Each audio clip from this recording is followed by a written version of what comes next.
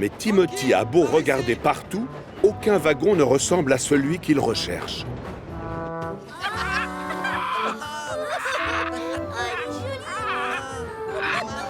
Timothy décide d'aller voir ailleurs. Et il prend la voie qui longe le zoo, ce qui lui permet d'admirer les belles couleurs des perroquets.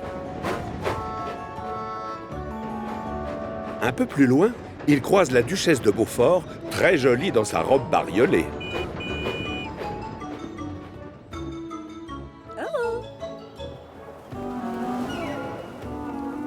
Décidément, les couleurs de l'arc-en-ciel sont partout aujourd'hui. Enfin, le wagon multicolore, lui, en revanche, reste introuvable. Timothy quadrille l'île de part en part, espérant mettre la roue sur le mystérieux wagon. Il pousse même jusqu'au hangar. Et c'est la catastrophe. Timothy, mais qu'est-ce que tu fais ici? Je croyais que tu devais travailler à la mine d'argile. Oui, monsieur, pardon, non, monsieur. Je ne cherche pas de wagon, je vous assure. Au revoir, monsieur.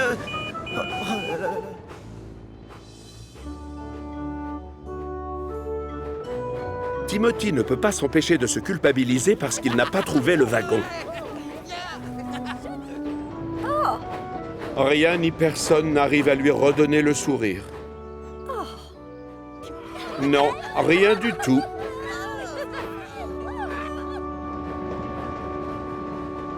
En désespoir de cause et à court d'idées, il décide de faire un dernier tour sur le port. Hé, dis, Cranky, tu peux m'aider? Je cherche partout un wagon.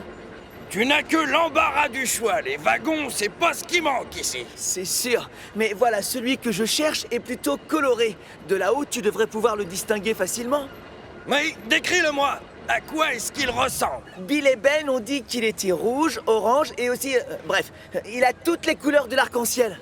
J'ai vu passer des centaines de wagons dans ma vie, mais je n'ai jamais vu ni entendu parler d'un qui soit comme ça. Moi, j'en ai vu un. C'est vrai? Oui, matelot. Le voilà! Regarde-moi ces couleurs. Tu as celle de l'arc-en-ciel plus des oiseaux. Mais c'est juste un vieux wagon de la décharge, rempli de déchets qui sentent mauvais. Oh, je me demande si Bill et Ben ne m'ont pas fait une mauvaise plaisanterie. Oui, Timothy, j'en ai l'impression. Mais j'ai passé la journée à fouiller dans tous les coins. Et ce wagon ressemble à celui qu'ils m'ont demandé comme 2 gouttes d'eau. Ah! Et donc, c'est le wagon que tu vas leur rapporter. Que l'odeur de pourri leur plaise ou non. Il aperçoit un wagon poubelle qui attend qu'on vienne le chercher. Sur la voie de droite, passe Édouard avec un chargement de planches. La locomotive bleue n'a pas l'air d'avoir le moral. Alors plutôt que de s'occuper du wagon poubelle, Whiff décide d'aller voir ce qui ne va pas. Bonjour, Édouard. Tout va bien? Non, hélas. Je dois aller livrer tout ça à Monsieur McCall et j'ai pris du retard.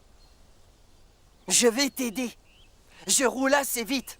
Et j'ai rien à faire. Et j'ai des fourmis dans les pistons. Édouard est sauvé. Merci, Whiff. Whiff demande à ce qu'on lui transfère plusieurs wagons plats d'Édouard. Puis, il redémarre à toute vapeur. Au revoir, Édouard. Voilà, ça se confirme. Je suis fort et je suis aussi rapide. Je vais bientôt devenir une grande machine. Attention au virage. Il faut que je siffle pour m'annoncer. À ce moment-là, une idée lui traverse la chaudière. Oh, les grandes machines font souvent beaucoup de bruit. Alors je ferai bien de siffler aussi fort que je le peux. Aussitôt dit, aussitôt fait. Whiff siffle de toutes ses forces. Et c'est la catastrophe. Percy s'est arrêté en plein milieu de la voie. Mais comme il est caché par le pont, Whiff ne le voit pas et lui rentre dedans. Heureusement, personne n'est blessé. Nom d'un chouchou! Percy, pourquoi tu t'arrêtes en plein milieu? Parce que tes wagons poubelles bloquent le passage, Whiff. Oh non! J'ai complètement oublié que je devais les prendre avec moi. Le gros contrôleur va se mettre en colère. Whiff sait qu'il a fait une grosse bêtise. Et il ne se sent pas grand du tout. Pardon, je suis désolé. Percy est inquiet. Oh, je sais, mais l'ennui, c'est que je vais être en retard pour le courrier. En effet, c'est embêtant. Percy a des horaires à respecter. Il est toujours à l'heure. Et c'est d'ailleurs pour ça que Whiff le met dans la catégorie des grandes machines. La locomotive à lunettes sait alors ce qui lui reste à faire. Mais oui, bien sûr. Si je fais mon travail correctement, alors je passerai dans la catégorie des grands, moi aussi. Tout comme Percy. Certain d'avoir trouvé comment se faire pardonner, Whiff met aussitôt son plan à exécution. Merci encore, Whiff. Whiff se dépêche, parce que le temps est compté. D'abord, je vais aller livrer les wagons de charbon, et après les planches. Oh, ensuite, il ne faut pas que je traîne, car je dois aller récupérer tous les wagons poubelles. Whiff sait qu'il a pris la bonne décision, et le moral est revenu. En passant par les 4 vents, il siffle un bon coup en guise de coucou. Premier arrêt, la ferme de M. McCall pour déposer les planches. Je te remercie, Whiff. M. McCall est rassuré. Il va pouvoir réparer sa barrière et empêcher ses vaches et ses cochons de s'aventurer trop près des rails. Ensuite, Whiff va livrer le charbon. Maintenant, les locomotives peuvent s'arrêter et faire le plein sans craindre de tomber en panne.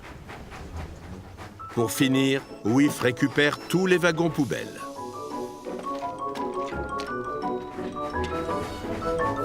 Il travaille vite, sans montrer un signe de fatigue, alors que les wagons sont lourds, et il siffle pour se faire annoncer. À la gare du Puy-Sec, Whiff croise Spencer, que l'odeur des poubelles dérange beaucoup. Oh, mais c'est notre cher Whiff l'éboueur, le préposé au wagon poubelle. Tu sais, tu ne seras jamais une grande machine comme moi. Quel prétentieux! Désolé, Spencer, je dois me dépêcher. Tous ces wagons sont vraiment lourds, et j'ai promis de les emmener à la décharge.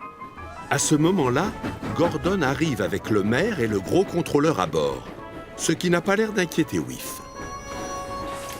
Très beau travail, Whiff. Toutes les voies sont enfin dégagées. Tu t'es montré particulièrement efficace et je te félicite. Et tu es un grand maintenant.